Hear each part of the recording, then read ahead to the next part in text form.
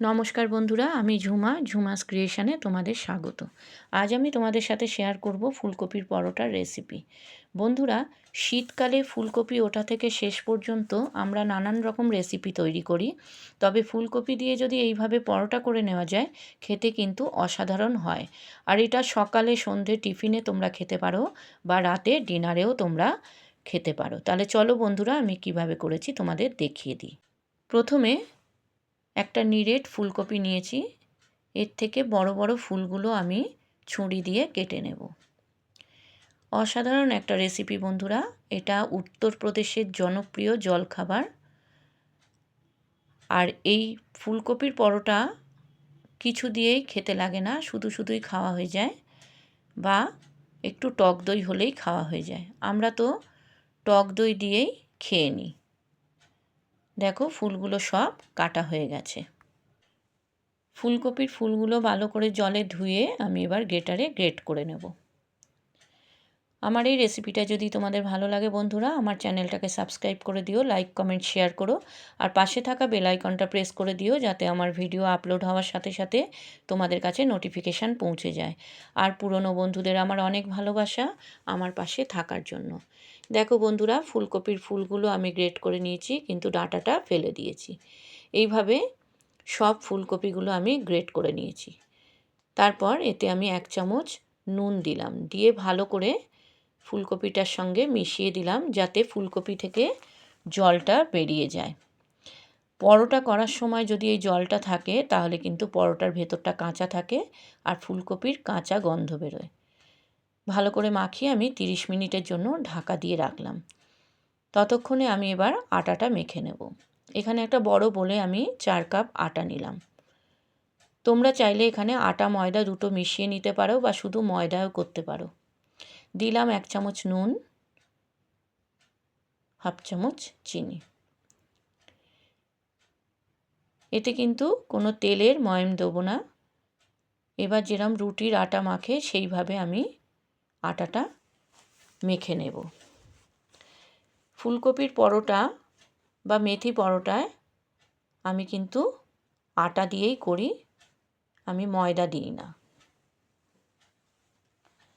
ভালো করে আটাটা আমি মেখে কিছুক্ষণের জন্য ঢাকা দিয়ে রাখবো। দেখো বন্ধুরা, আটাটা মাখা হয়ে গেছে। এবার আমি ঢাকা দিয়ে রাখলাম। এবার ফুলকপিটা ভালো করে চিপে জলটা বার করে দেব। দেখো বন্ধুরা, কত জল বেরোচ্ছে। একদম শুকনো করে নেব।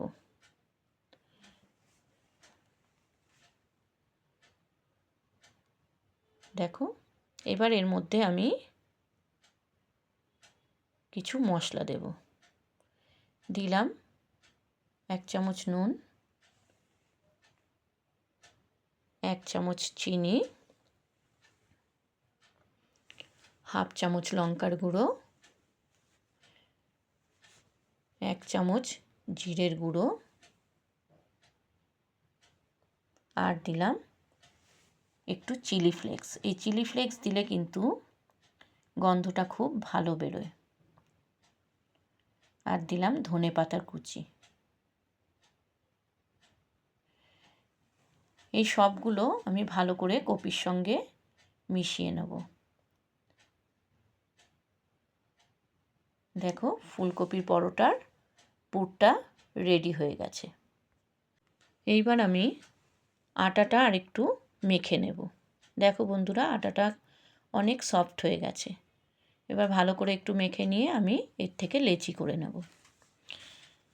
এই ফুলকপির পরোটা করতে গেলে লেচিটা কিন্তু একটু বড় বড় নিতে হবে, কারণ ভেতরে যখন ফুলকপির পুরটা দেব বেলার সময় কিন্তু ফেটে বেরিয়ে যেতে পারে।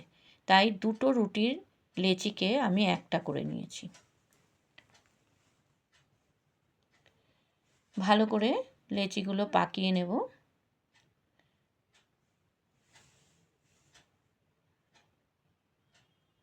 দেখো বন্ধুরা, সব লেচি হয়ে গেছে। এবার আমি পুর ভরব।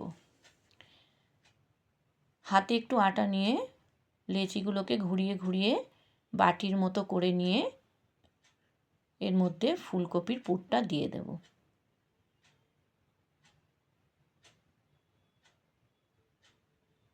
দেখো, এবারে মুখটা বন্ধ করে ভালো করে একটু পাকিয়ে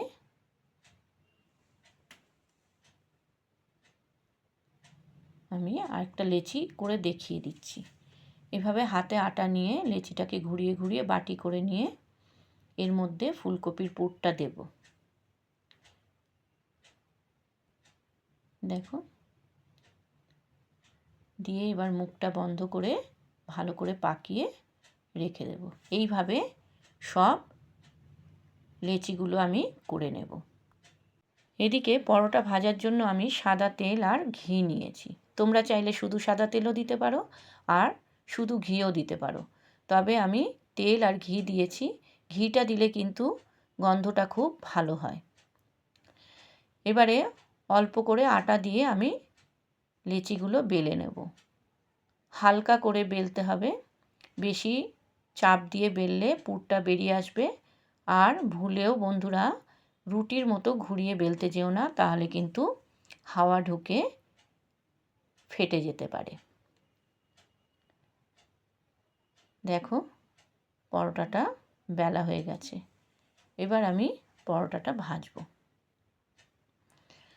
রুটির মতো দুটো পিঠ সেঁকে নিয়ে তারপর তেল দিয়ে আমি ভেজে নেব। যারা আমার চ্যানেলে নতুন এই রেসিপিটা দেখছো তাদের কাছে আমার অনুরোধ, আমার চ্যানেলটাকে সাবস্ক্রাইব করে আমার পাশে থেকে যেও। আমিও কথা দিচ্ছি বন্ধুরা, তোমার পাশে থাকবো।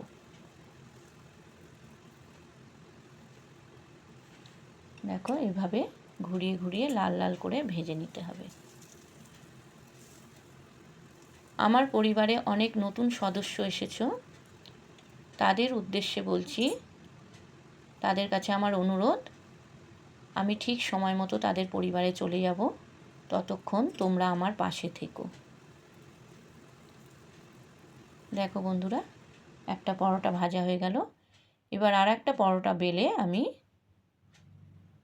এর মধ্যে ভেজে নেব। কাছে দূরে দেশ ও দেশের বাইরে যারা আমার ভিডিওটা দেখছো তাদের কাছে আমার অসংখ্য ধন্যবাদ জানাই। তারা এতদিন আমার পাশে রয়েছে।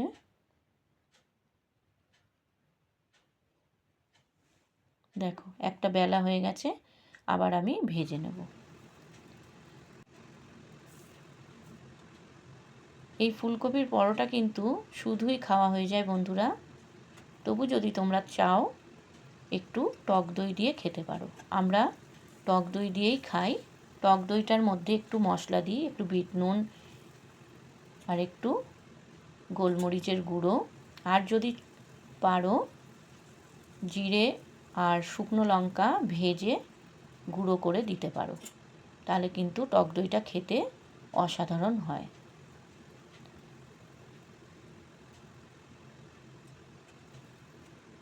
দেখো, পরোটাগুলো কিন্তু ভাজা হয়ে গেছে। আমার ফুলকপির পরোটা রেডি। দেখো বন্ধুরা, দেখতে যেমন লোভনীয় হয়েছে, খেতেও কিন্তু অসাধারণ হয়েছে।